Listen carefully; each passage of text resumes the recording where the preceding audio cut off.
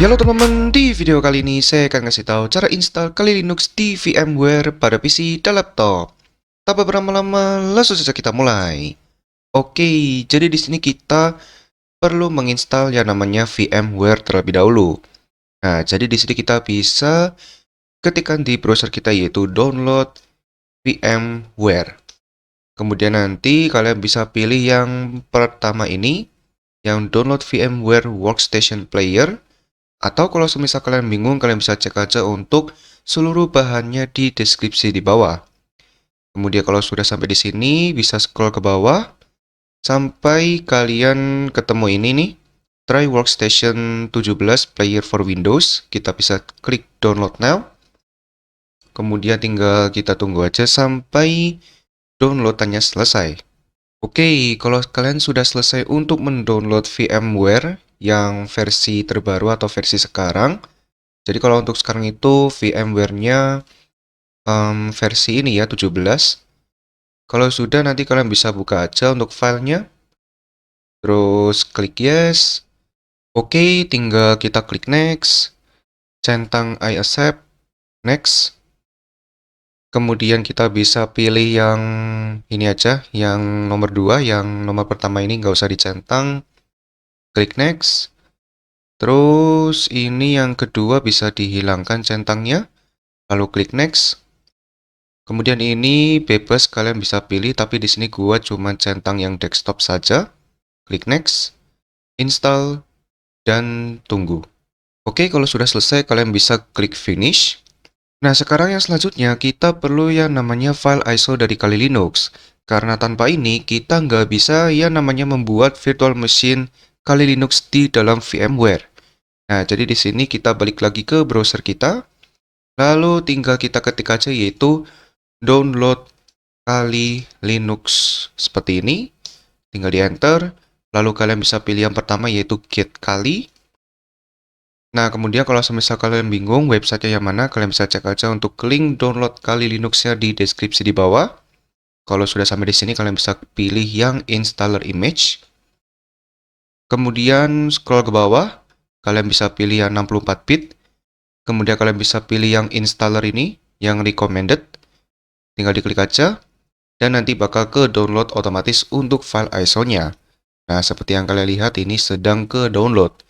Tapi di sini gua bakal batalin karena gua sudah ada untuk file ISO Kali Linuxnya. Oke, kalau sudah selesai kita bisa langsung eksekusi aja. Jadi kita bisa buka VMware. Kemudian di sini kalian bisa pilih yang non-commercial use atau yang gratisan. Lalu klik continue. Lalu klik finish. Nah, jadi untuk VMware-nya sudah kebuka. Kemudian langkah selanjutnya, di sini kalau kalian menemukan seperti ini, kalian bisa download and install karena itu sangatlah penting kalau semisal VMware kalian itu menemukan suatu updatean terbaru, jadi kalian bisa download lalu install terlebih dahulu sebelum kita lanjutkan ya, oke? Nah, jadi nanti saat proses update bakal muncul inian lagi, bisa diklik next. Tapi di sini kita bisa ini dulu, tutup untuk VMware-nya. Kita tutup dulu ya VMware-nya. Klik next, centang I accept, klik next. Pilih yang nomor 2, next. Pilih yang nomor 1 saja, next. Ini bebas, kalau gua bakal pilih desktop saja. Klik next, upgrade, dan tunggu lagi. Oke, kalau sudah selesai kita bisa klik finish. Lalu kita buka VMware-nya lagi. Kemudian kita bisa langsung saja eksekusi ya untuk membuat virtual machine di dalam VMware. Jadi kita bisa langsung pilih create a new virtual machine. Kemudian di sini kita bisa pilih yang installer disk image file ISO. Klik browse. Kemudian di sini kalian bisa pilih file ISO Kali Linux yang sudah kalian download tadi. Kemudian klik open. Lalu klik next. Lalu kalian bisa pilih Linux. Lalu untuk versinya kalian bisa pilih yang order 5X kernel 64 bit. Jadi kalian bisa pilih yang ini untuk versinya. Jadi Linux. Lalu versinya pilih yang order Linux 5X kernel 64 bit. lalu klik next. Kemudian kalian bisa namakan virtual mesinnya itu bebas. Kalau gua bakal namakan Kali Linux. Kemudian untuk lokasi, di sini lokasi kalian bisa ganti dengan cara klik browse, karena di sini kita perlu free space pada salah satu disk kita itu sebesar 50 GB. Jadi kita bisa taruh di free space disk kita yang free space-nya itu 50 GB ke atas. Jadi kalau kalian bisa lihat di sini untuk disk C gue itu free space-nya 11, untuk yang D ini 50. Jadi di sini gue bakal pilih yang E untuk punya gue sendiri, karena disk E punya gue itu free space-nya 85. Jadi ini penting ya, karena kalau kalian tidak mengikuti ini, bisa jadi saat instalasi Kali Linux di dalam virtual mesinnya bakal macet ya, atau error gitu. Nah, jadi seperti ini, lalu klik next. Nah, ini yang gua maksud ya. Jadi kita perlu isi disknya itu sebesar 50 ke atasan. Jadi biar ini aman aja untuk instalasi Kali Linux-nya. Jadi gua di sini bakal isi 55 GB. Kemudian kalian bisa pilih yang split, lalu klik next, lalu klik finish, dan sudah selesai. Kemudian selanjutnya di sini kita perlu setting untuk virtual mesinnya terlebih dahulu biar lebih lancar. Kalian bisa ini aja, pilih edit virtual machine settings. Kemudian kita mulai dari memori. Untuk memori di sini kita bisa isi setengah dari RAM yang kita miliki. Nah, contoh aja, di sini komputer gua itu memiliki RAM 16 GB. 16 GB berarti kalau setengahnya adalah 8 GB. Nah, jadi seperti ini. Kalau RAM kalian 8 berarti isi di angka 4 GB. Kalau RAM kalian 2 berarti kalian isi di angka 1 GB dan seterusnya. Kemudian kita lanjut di bagian prosesor. Di sini kalian bisa isi untuk angka prosesornya itu ini disesuaikan dengan core pada prosesor yang kalian miliki. Contoh di komputer gua ini memiliki 6 core 12 thread. Nah, berarti gua isi angka 6. Kalau 2 core 2 thread berarti diisi angka 2. Kalau 4 core 8 thread berarti kalian isi angka 4. Nah, jika sudah selesai, kalian bisa langsung aja untuk klik OK yang di bawah ini. Klik OK. Kemudian kita bisa play virtual machine. Oke, ada suaranya ya ternyata. Nah, jadi di sini seperti yang kalian lihat di kiri pojok atas, kita perlu pencet di keyboard Ctrl dan huruf G biar kita bisa mengeksekusi ini instalasi Kali Linux-nya. Oke, sudah. Lalu ini kita pilih graphical install. Kemudian di sini untuk bahasa, kalian bisa pilih bahasa Indonesia kalau mau. Tapi di sini gua bakal pilih yang English. Klik continue.